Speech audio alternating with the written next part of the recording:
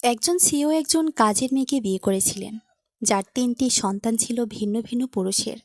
কিন্তু যখন সে তাদের বিয়ের রাতে পোশাক খুলল, তখন পুরুষটি যা দেখল তাতে সে হতবাক হয়ে গেল। ঢাকার এক অভিজাত বিশাল বাড়িতে কাজের মেয়ে হিসেবে কাজ করত সুহাসিনী। বয়স ২৫ বছর, শান্ত, বিনয়ী এবং অত্যন্ত পরিশ্রমী একটি মেয়ে সে। ওই বাড়ির মালিক ছিলেন একজন সফল ব্যবসায়ী ও বহুজাতিক কোম্পানির সিইও মিস্টার ইয়াসিন। তিনি কঠোর হলেও ন্যায়পরায়ণ ছিলেন এবং কর্মচারীদের সঙ্গে ভালো ব্যবহার করতেন। বাড়ির ভেতরে সুহাসিনীকে নিয়ে দীর্ঘদিন ধরে একটি গুজব ছড়িয়ে পড়েছিল। অনেকে বলতো সে নাকি গ্রামের জীবনে ৩ ভিন্ন পুরুষের সঙ্গে সম্পর্কের কারণে ৩টি সন্তান জন্ম দিয়েছে। এই গুজবের কারণে প্রায় সবাই তাকে সন্দেহের চোখে দেখত। কেউ কেউ আড়ালে কটাক্ষ করত, আবার কেউ কেউ সরাসরি অপমানও করত। কিন্তু সুহাসিনী সবকিছু নীরবে সহ্য করত। সে প্রতি মাসে তার প্রায় পুরো বেতন বাড়িতে পাঠিয়ে দিত। কেউ জিজ্ঞেস করলে সে শুধু বলতো হামিম, রাফি আর লাইনার জন্য। এই ৩টি নামই চারপাশে মানুষের কাছে রহস্য হয়ে উঠেছিল। সময়ের সঙ্গে মিস্টার ইয়াসিন ধীরে ধীরে সুহানির প্রতি আকৃষ্ট হতে শুরু করেন, কারণ তিনি লক্ষ্য করেন সে শুধু কাজের মেয়ে নয়, বরং অত্যন্ত দায়িত্বশীল, সৎ এবং নিঃস্বার্থ একজন মানুষ। একদিন ইয়াসিন গুরুতর অসুস্থ হয়ে হাসপাতালে ভর্তি হন। তখন সুহাসিনী দিনরাত তার পাশে থেকে সেবা করে খাওয়ানো, ওষুধ দেওয়া, দেখাশোনা করা সবকিছু সে নিজের হাতে করে। তার এই নিঃস্বার্থ সেবা দেখে ইয়াসিনের মন বদলে যায়। তিনি বুঝতে পারেন মানুষের সম্পর্কে গুজব সবসময় সত্য হয় না। তিনি মনে মনে সিদ্ধান্ত নেন, তার অতীত যাই হোক, আমি তাকেই বিয়ে করব। এরপর তিনি সুহাসিনীকে বিয়ের প্রস্তাব দেন। কিন্তু সুহাসিনী প্রথমে রাজি হয়নি। সে মাথা নিচু করে বলেছিল, স্যার, আপনি অনেক বড় মানুষ, আমি আপনার যোগ্য নই, আর আমার কিছু দায়িত্ব আছে। কিন্তু মিস্টার ইয়াসিন হাল ছাড়েন না। তিনি তাকে বোঝান তিনি তার সব দায়িত্ব মেনে নিতে প্রস্তুত। ধীরে ধীরে সুহাসিনীও তার কথা বিশ্বাস করতে শুরু করে। কিন্তু এই সম্পর্ক প্রকাশ পাওয়ার সঙ্গে সঙ্গে সমাজে শুরু হয় তীব্র সমালোচনা। সবচেয়ে বেশি ক্ষুব্ধ হন ইয়াসিনের মা রাহিমা খাতুন। তিনি রেগে বলেন, তুমি কি পাগল হয়ে গেছো? একটা কাজের মেয়েকে বিয়ে করবে, যার ৩টি সন্তান আছে? আমাদের পরিবারের মান সম্মান কোথায় যাবে? আত্মীয় স্বজন ও বন্ধুরা ইয়াসিনকে নিয়ে হাসাহাসি করতে থাকে, কিন্তু ইয়াসিন কারো কথায় কান দেয় না। তিনি সুহাসিনীর পাশেই অটল থাকেন। সবশেষে এক সাধারণ অনুষ্ঠানে তাদের বিয়ে সম্পন্ন হয়। বিয়ের সময় সুহাসিনী কাঁদতে কাঁদতে বলে, আপনি কি সত্যি নিশ্চিত? পরে যদি আফসোস করেন? ইয়াসিন শান্তভাবে উত্তর দেন, আমি কখনোই আফসোস করব না। আমি তোমাকে এবং তোমার সন্তানদের গ্রহণ করেছি। বিয়ের রাত, পুরো ঘর ছিল নিস্তব্ধ। বাইরের শহরের আলো জ্বলজ্বল করলেও ভেতরে নেমে এসেছে অদ্ভুত এক ভারী নীরবতা। সুহাসিনী ভীষণ নার্ভাস ছিল। মিস্টার ইয়াসিন ধীরে ধীরে তার কাছে এসে বলেন, ভয় পেও না, এখন তুমি আমার স্ত্রী। তিনি তার কাঁধে হাত রাখেন। সুহাসিনী ধীরে ধীরে নিজের ভয় ও দ্বিধা কাটিয়ে ওঠে। সুহাসিনী কাপা হাতে নিজের গলার ওড়নাটা সরিয়ে ধীরে ধীরে আলমারির ড্রয়ার খুলল। তারপর সেখান থেকে বের করল ৩টি ছোট্ট ফাইল। ইয়াসিন অবাক হয়ে তাকিয়ে রইলেন। সুহাসিনীর চোখে তখন টলমল জল। সে নিচু গলায় বলল, স্যার, না, এখন তো আপনাকে স্বামী বলা উচিত। আজ আমি সব সত্য বলবো, কারণ আমি আর মিথ্যার বোঝা বয়ে বেড়াতে পারছি না। ইয়াসিন শান্তভাবে বললেন, আমি শুনছি। সুহাসিনী ফাইলগুলো তার হাতে তুলে দিল। প্রথম ফাইল খুলতে ইয়াসিন দেখলেন একটি জন্মসনদ। সেখানে বাবার নামের জায়গাটা ফাঁকা। দ্বিতীয়টাতেও একই, তৃতীয়টাতেও। ইয়াসিন ভ্রুকুচকে তাকালেন। এগুলো কি? সুহাসিনী এবার আর নিজেকে ধরে রাখতে পারল না। কান্নায় ভেঙে পড়ে বলল, ওরা আমার সন্তান না। ইয়াসিন হতবাক হয়ে গেলেন, মানে? সুহাসিনী ধীরে ধীরে বলতে শুরু করল, ৫ বছর আগে তাদের গ্রামে ভয়াবহ বন্যা হয়েছিল। সেই বন্যায় একই রাতে ৩টি পরিবার ধ্বংস হয়ে যায়। একটি শিশু নদীর ধারে পাওয়া যায়, আরেকটিকে পাওয়া যায় মসজিদের বারান্দায়। তৃতীয় শিশুটি ছিল রেল স্টেশনের পাশে একা। কারো বাবা মা বেঁচে ছিল না। গ্রামের মানুষ কয়েকদিন সহানুভূতি দেখালেও পরে সবাই মুখ ফিরিয়ে নেয়, কারণ এতিম বাচ্চাদের দায়িত্ব নিতে কেউ রাজি ছিল না। তখন মাত্র ২০ বছরের সুহাসিনী ৩টি শিশুকেই নিজের কাছে তুলে নেয়। ইয়াসিন বিস্ময়ে বললেন, তাহলে তুমি এতদিন সবাইকে সত্যি বলনি কেন? সুহাসিনী মৃদু হেসে বলল, কারণ সমাজ এত সহজে বিশ্বাস করে না। আমি যদি বলতাম ওরা এতিম, তাহলে মানুষ হাজার প্রশ্ন করত। কিন্তু যখন তারা ভাবল আমি খারাপ মেয়ে, তখন অন্তত বাচ্চাগুলোকে কেউ আলাদা করতে আসেনি। ইয়াসিনের বুকটা কেঁপে উঠল। তিনি ধীরে ধীরে বসে পড়লেন। তার মনে পড়তে লাগল প্রতি মাসে সুহাসিনীর পুরো বেতন পাঠিয়ে দেওয়া, নিজের জন্য কখনো নতুন কাপড় না কেনা, আর গভীর রাতে লুকিয়ে কাঁদা। সবকিছুর অর্থ আজ পরিষ্কার হয়ে গেল। সুহাসিনী কাঁদতে কাঁদতে বলল, আমি জানতাম সত্য জানলে হয়তো আপনিও আমাকে ছেড়ে চলে যাবেন, কারণ আমি মিথ্যা বলেছি। ইয়াসিন ধীরে ধীরে উঠে দাঁড়ালেন। তারপর খুব আস্তে করে সুহাসিনীর মাথায় হাত রাখলেন। তুমি মিথ্যা বলনি, তুমি 3টা জীবন বাঁচিয়েছ। সেই মুহূর্তে সুহাসিনী হাউমাউ করে কেঁদে উঠল। আর ইয়াসিন বুঝলেন, এই মেয়েটা শুধু একজন স্ত্রী নয়, সে একজন মা, একজন যোদ্ধা। কিন্তু তারা জানত না, ঘরের বাইরে দাঁড়িয়ে তাদের সব কথা শুনছিল একজন মানুষ। আর সেই মানুষটা পরদিন এমন এক কাজ করতে যাচ্ছিল যা আবারও সুহাসিনীর জীবনকে নরকে পরিণত করবে। পরদিন সকাল থেকে বাড়ির পরিবেশ অদ্ভুত ঠান্ডা হয়েছিল। সুহাসিনী রান্নাঘরে কাজ করছিল, আর বাড়ির কাজের লোকেরা ফিসফিস করে তার দিকে তাকাচ্ছিল।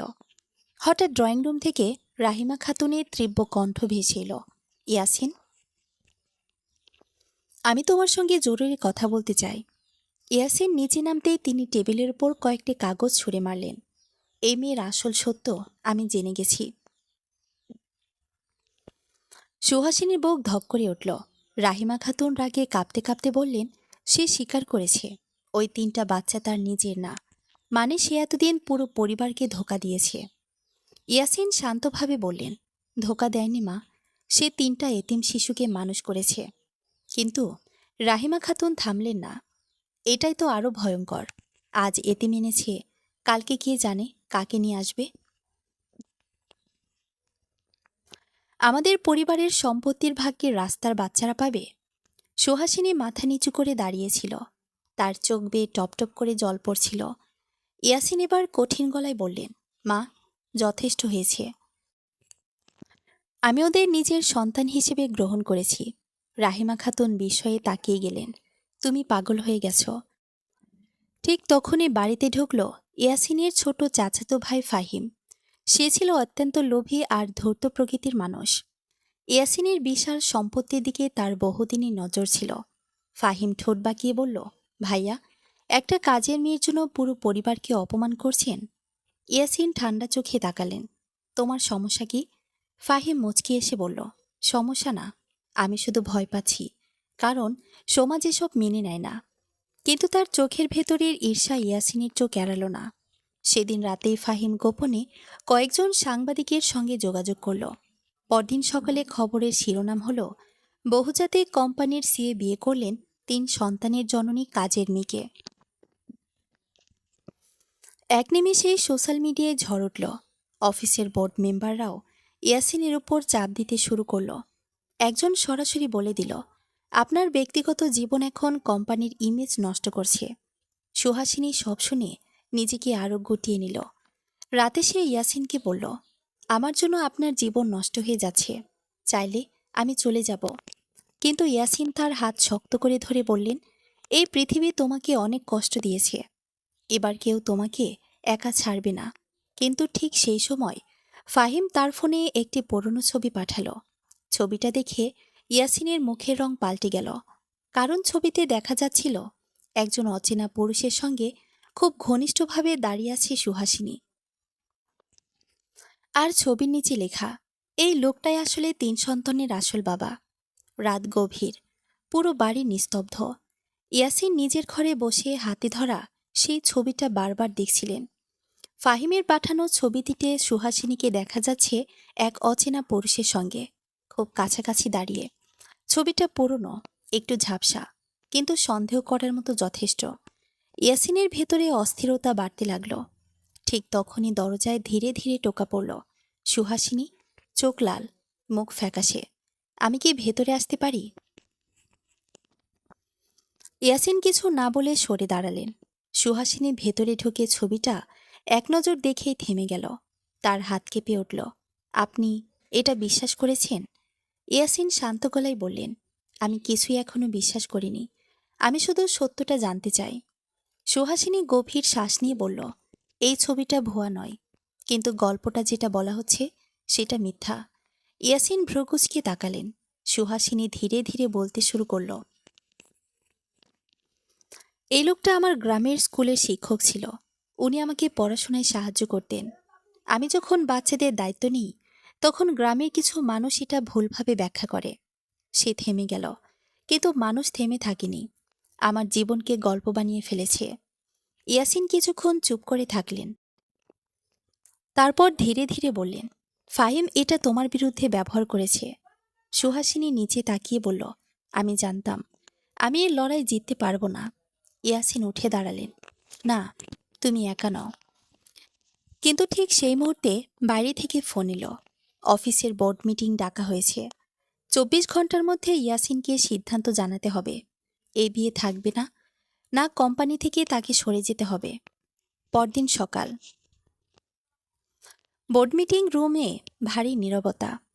ইয়াসিন ঢোকার সঙ্গে সঙ্গেই সবাই তার দিকে তাকালো। টেবিলের উপরে বসে থাকা এক সিনিয়র ডিরেক্টর বললেন, মিস্টার ইয়াসিন, বিষয়টা আর ব্যক্তিগত নেই, এটা এখন কোম্পানির ভবিষ্যৎ। ইয়াসিন শান্তভাবে বসে পড়লেন। তখনই দরজা খুলে ফাহিম ঢুকল। তার মুখে আত্মবিশ্বাসী হাসি। আমি শুধু চাই সত্যটা সামনে আসুক। সে টেবিলের উপর আরেকটি ফাইল রাখল। ভেতরে ছিল আরও কিছু ছবি আর কিছু মিথ্যা রিপোর্ট, যা দেখে মনে হয় সুহাসিনীর অতীত সন্দেহজনক। ডিরেক্টররা ফিসফিস করতে শুরু করল। একজন বলল, এটা খুবই সিরিয়াস। ইয়াসিন হঠাৎ উঠে দাঁড়ালেন। তার চোখে এবার রাগ নয়, বরং সিদ্ধান্তের দৃঢ়তা। আপনারা সবাই সত্য জানতে চান, তাই না? রুম চুপ। ইয়াসিন দরজার দিকে তাকিয়ে বললেন, তাহলে সত্যটা আমি নিজেই দেখাবো। সবাই অবাক হয়ে গেল। কি দেখাবেন?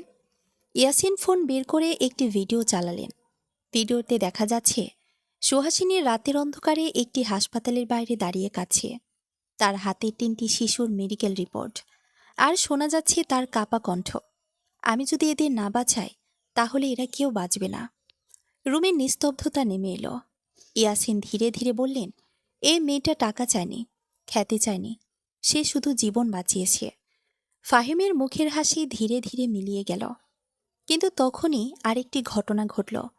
অফিসের প্রধান সার্ভার থেকে একটি ইমেইল এলো, যেটা পাঠিয়েছে কেউ অজানা আইডি থেকে। বিষয় লেখা সুহাসিনীর আসল অতীত, যেটা কেউ জানে না। ইয়াসিনের চোখ সংকুচিত হয়ে গেল। বোর্ডরুমের ভেতর তখন পিনপতন নীরবতা। সবাই স্ক্রিনের দিকে তাকিয়ে। ইয়াসিন ধীরে ধীরে ইমেইলটা খুললেন। ভেতরে একটি মাত্র ভিডিও ফাইল। ফাহিম ঠোঁট বাঁকিয়ে বলল, খুলুন ভাইয়া, সত্যটা সবাই জানুক। ভিডিও চালু হতে স্ক্রিনে দেখা গেল একটি পুরনো হাসপাতাল।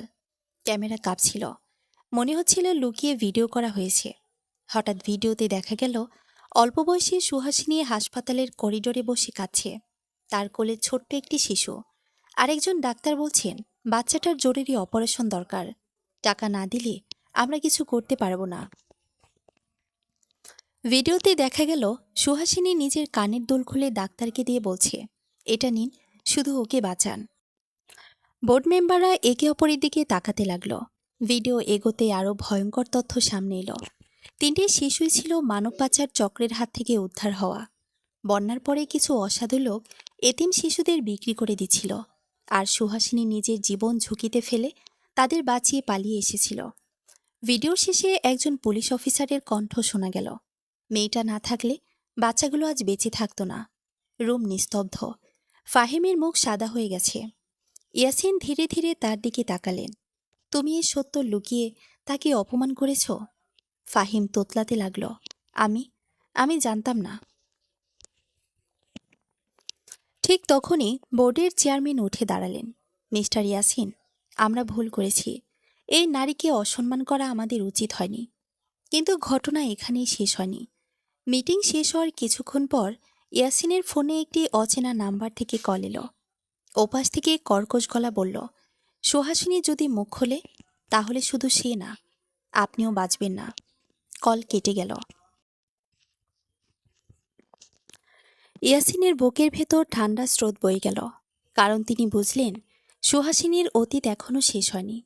আর যে চক্রটার হাত থেকে সে শিশুদের বাঁচিয়েছিল তারা আবার ফিরে এসেছে। সেদিন রাতে ইয়াসিন পুরো বাড়ির নিরাপত্তা বাড়িয়ে দিলেন। বাড়ির চারপাশে অতিরিক্ত গার্ড বসানো হলো, কিন্তু সুহাসিনী ভেতরে ভেতরে ভয় পাচ্ছিল। সে বারবার বলছিল, ওরা খুব ভয়ঙ্কর মানুষ, ওরা কাউকে ছাড়ে না। ইয়াসিন তার হাত ধরে বললেন, এবার তুমি একা নও। কিন্তু গভীর রাতে হঠাৎ বাড়ির বিদ্যুৎ চলে গেল। চারপাশ অন্ধকার। 1 সেকেন্ড, 2 সেকেন্ড, তারপর ভেসে এলো শিশুর কান্না। সুহাসিনী দৌড়ে পাশের রুমে গেল, কিন্তু দরজা খোলা, ভেতরে কেউ নেই। হামিম, রাফি, লায়না, তিনজনই উধাও। সুহাসিনী চিৎকার করে উঠল। ইয়াসিন দ্রুত গার্ডদের নিয়ে পুরো বাড়ির তল্লাশি করলেন। ঠিক তখনই টেবিলের উপর পাওয়া গেল একটি চিঠি। যদি বাচ্চাদের জীবিত দেখতে চাও তাহলে পুলিশে যেও না। সুহাসিনী কান্নায় ভেঙে পড়ল। সব আমার দোষ, আমি ওদের বাঁচাতে পারিনি। কিন্তু ইয়াসিনের চোখে তখন অন্য আগুন। তিনি বুঝে গেছেন এটা শুধু অপহরণ নয়, এটা প্রতিশোধ। হঠাৎ তার মনে পড়ল একটি নাম, রাশেদ মালিক। সে মানব পাচার চক্রের নেতা, যার বিরুদ্ধে একসময় সুহাসিনী গোপনে সাক্ষ্য দিয়েছিল। সবাই ভেবেছিল লোকটা জেলে মারা গেছে, কিন্তু সে যদি বেঁচে থাকে।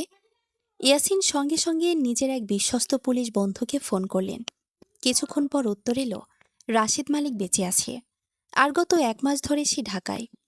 সুহাসিনীর শরীর কেঁপে উঠল, কারণ সে জানত রাশেদ শুধু প্রতিশোধ নেয় না, সে মানুষকে শেষ করে দেয়। আর এবার তার লক্ষ্য সুহাসিনীর পুরো পরিবার। পুরনো একটি গোদাম ঘর, চারপাশ অন্ধকার। ভেতরে বাধা অবস্থায় বসে আছে হামিম, রাফিয়ার ছোট্ট লায়না। সামনে দাঁড়িয়ে রাশেদ মালিক, তার চোখে ভয়ঙ্কর হাসি। একটা কাজের মেয়ে আমার কোটি টাকার ব্যবসা নষ্ট করেছিল, আজ তার শাস্তি হবে। ঠিক তখনই বাইরে গাড়ির শব্দ শোনা গেল। ইয়াসিন এসে গেছে, সঙ্গে পুলিশ। রাশেদ হেসে বলল, আমি জানতাম তুমি আসবে। সে বন্দুক তাক করল লায়নার দিকে। সুহাসিনী চিৎকার করে উঠল, না, ওদের কিছু করবেন না। রাশেদ গর্জে উঠল, তোমার জন্য আমি সব হারিয়েছি। সুহাসিনীর চোখে জল। আমি শুধু বাচ্চাগুলোকে বাঁচাতে চেয়েছিলাম। ঠিক সেই মুহূর্তে ইয়াসিন ধীরে ধীরে সামনে এগিয়ে এলেন। তোমার লড়াই শেষ রাশেদ। রাশেদ ট্রিগারে চাপ দিতে যাচ্ছিল। হঠাৎ গুদামের ভেতর গুলির শব্দ। পুলিশের স্নাইপার গুলি করেছে। রাশেদের হাত থেকে বন্দুক পড়ে গেল। পুলিশ দ্রুত ভেতরে ঢুকে সবাইকে উদ্ধার করল। সুহাসিনী দৌড়ে গিয়ে 3টি শিশুকে জড়িয়ে ধরল। সে কাঁদছিল, শিশুরাও কাঁদছিল। আরেকটু দূরে দাঁড়িয়ে ইয়াসিন নিঃশব্দে তাকিয়েছিলেন। কয়েকদিন পর সোশ্যাল মিডিয়া, সংবাদ মাধ্যম, সব জায়গায় এখন একটাই নাম, সাহসী নারী সুহাসিনী। যে মেয়েকে একসময় সবাই অপমান করেছিল, আজ তাকে সম্মান জানাচ্ছে পুরো দেশ। রাহিমা খাতুনও একদিন চুপচাপ সুহাসিনীর কাছে এসে বললেন, মা, আমাকে ক্ষমা করে দিও, আমি তোমাকে ভুল বুঝেছিলাম। সুহাসিনী চোখ ভেজা হাসি দিয়ে তার হাত ধরে ফেলল। আর ইয়াসিন, তিনি একদিন 3টি শিশুকে পাশে বসিয়ে বললেন, আজ থেকে তোমরা শুধু সুহাসিনীর সন্তান নও, তোমরা আমারও সন্তান। হামিম হেসে বলল, তাহলে আমরা কি আপনাকে বাবা ডাকতে পারি? ইয়াসিনের চোখ ভিজে উঠল। তিনি 3জনকে বুকে জড়িয়ে নিলেন। বাইরে তখন নতুন সকালের সূর্য উঠছে, আর সেই আলোয় মুছে যাচ্ছে সব পুরনো গুজব। সমাপ্ত।